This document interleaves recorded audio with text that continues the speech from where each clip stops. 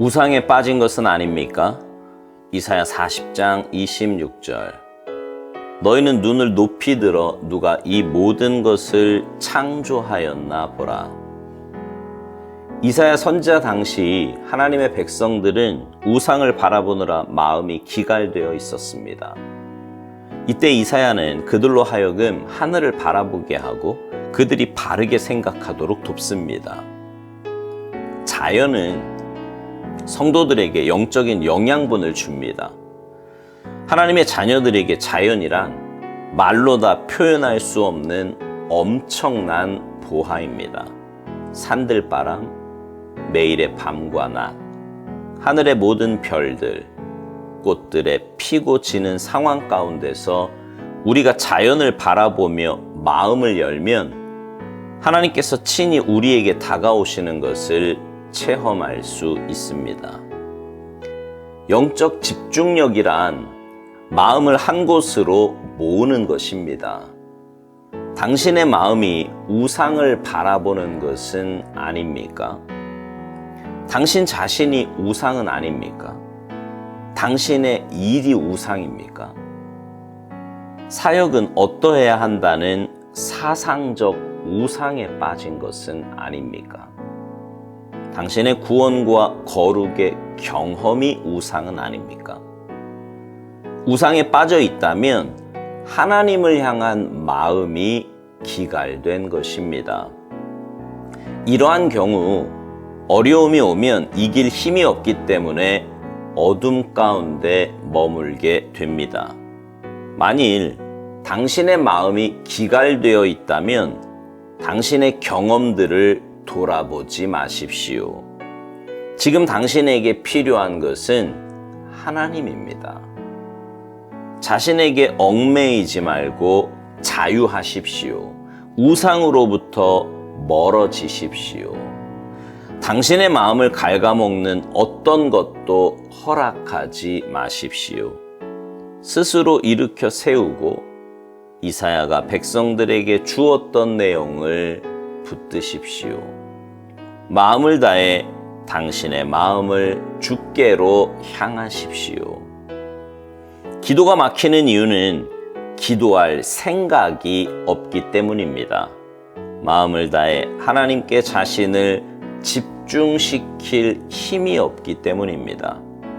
우리가 사람을 직접 만나는 것도 좋지만 그들을 위한 중보기도를 통해 찢겨진 빵과 부어지는 포도주가 되는 비결을 배워야 합니다.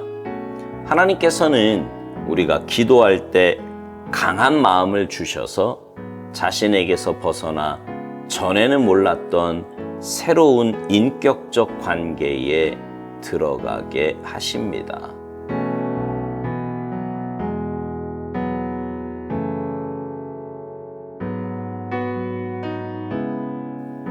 예전에요, 미국에 집회 인도하러 갔을 때 그랜드 캐년을 관광할 기회가 있었습니다. 그때 얼마나 엄청나고 웅장한지 그 하나님의 창조 솜씨 앞에서 정말 감탄하지 않을 수 없었습니다. 꼭 그렇게 웅장하고 엄청난 것이 아니더라도 하나님 창조하신 자연을 바라보고 있노라면 하나님의 그 손길과 은혜를 그리고 치유함을 경험할 수 있습니다. 오스왈드 목사님은요, 하나님의 자녀들에게 자연이란 말로 다 표현할 수 없는 엄청난 보화라고 이야기합니다.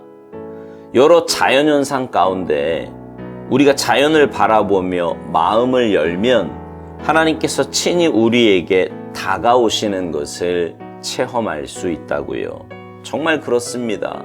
그래서 종종 하늘을 쳐다보고 산에도 가고 또 자연을 찾아가는 것도 육신의 쉼뿐만 아니라 영적인 면에서도 굉장히 큰 유익이 있습니다. 근데 삶 속에서 그런 유익을 누리지 못하고 강팍하게 사는 이유가 우상 때문이라는 거예요. 이사야 선지자 당시에도 하나님의 백성들이 우상을 바라보느라 마음이 기갈되어 있었다고 오스왈드 목사님은 말합니다. 신앙생활에서 우리의 영적 시선이 어디를 향해 있느냐는 굉장히 중요한 문제 가운데 하나입니다. 우리가 무엇을 바라보느냐에 따라 마음도 향하게 되고 삶도 향하게 돼요. 그렇다면 당연히 우리가 바라보아야 할 분은 오직 주님 한 분입니다. 주님을 바라보며 주님 뜻을 찾으며 주님과 행복한 동행을 하며 살아가는 것이 우리는 신앙생활입니다. 근데 우리의 시선이 다른 곳을 향해 있다면 그것은요, 영적인 간음을 저지르는 것이고요. 그것이 바로 우상 숭배인 겁니다.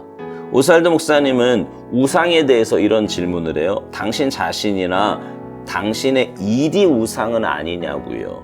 사역은 어떠해야 한다는 그런 사상적인 우상, 또 구원과 거룩의 경험 등도 얼마든지 우상이 될 수 있다는 겁니다. 그러면서 우상에 빠져 있다면 하나님을 향한 마음이 기갈된 것이라고 말해요. 이런 경우 어려움이 오면 이길 힘이 없기 때문에 어둠 가운데 머물게 된다는 거지요. 그렇습니다. 하나님께로부터 오는 영적인 꼴을 먹으며 살아야 하는데 우상에 빠져서 하나님과 멀어져 있다면 그 영혼은 피폐해진 삶을 살 수밖에 없습니다. 영적으로 건강한 사람이야 삶의 문제가 그리 큰 문제로 다가오지 않지만 영적으로 피폐해진 사람에게는 작은 문제도 크게 다가오는 법입니다. 그러니 더 위축되고 어두운 삶을 살아갈 수밖에 없는 거지요. 특별히 오살드 목사님은요, 자신의 경험 혹은 자신에게 얽매이는 것을 우상으로 취급하고 있습니다. 지금 우리에게 필요한 것은 하나님이시지 다른 그 어떤 것이 아니라고요. 그러니 마음을 다해 당신의 마음을 주께로 향하라는 것입니다. 여러분, 우상은요, 내가 중심이 되거나 혹은 내게 뭔가 유익이 된다고 생각하는 것을 붙잡는 거예요. 그러나 우상은 결국 우리의 영혼과 삶을 병들게 할 뿐입니다. 내가 중심이 되어 나를 위해 살고자 하는 인간적인 불신앙이 그런 결과를 초래하는 것입니다. 그러나 하나님 중심으로 주님의 주인 되심을 고백하며 믿음으로 살아갈 때 우상의 유혹을 이길 수 있습니다. 오살드 목사님이 우상 문제를 다루다 묵상 마지막에서 기도에 대해 이야기하는 것은 우상에 빠지는 이유를 기도에서 찾기 때문입니다. 기도가 막히는 이유는 기도할 생각이 없기 때문이라는 거예요. 마음을 다해 하나님께 자신을 집중시킬 힘이 없기 때문이라고요. 그렇게 하나님께 집중하지 못하면 우리는 반드시 다른 것에 집중하게 되어 있습니다. 왜냐하면 하나님이 아닌 우상에게 집중하는 것이 그리 큰 노력이나 열심이 필요하지 않기 때문입니다. 그리고 그렇게 본성대로, 죄성대로 흘러가다 보면 어느 순간 하나님과 상관없이 살아가고 있는 자신을 발견하게 되는 것입니다. 오살드 목사님이 이런 말을 해요. 하나님께서는 우리가 기도할 때 강한 마음을 주셔서 자신에게서 벗어나 전에는 몰랐던 새로운 인격적 관계에 들어가게 하신다고요. 맞습니다. 하나님께 가까이 나아가는 방법은 기도입니다. 그리고 그렇게 기도를 통해 주님과 교제할 때 주님은 우리에게 주님의 마음을 주시고 성령의 능력을 덧입혀 주십니다. 그 능력은 바로 주님과의 인격적인 관계를 맺는 능력이고 눈에 보이는 대로가 아니라 말씀대로 주님 뜻대로 살아가게 만드는 능력입니다. 사랑하는 성도 여러분, 여러분은 지금 누구와 더 가깝게 지내십니까? 하나님이십니까? 아니면 자신을 비롯한 다른 우상적인 존재입니까? 바라기는 여러분 모두가 하나님과 가까이 지내시기를 바랍니다. 주님과 행복한 동행하셔서 내 힘으로가 아니라 주님 주시는 은혜와 힘으로 살아가는 아름답고 복된 삶이 되시기를 주님의 이름으로 축복합니다. 아멘.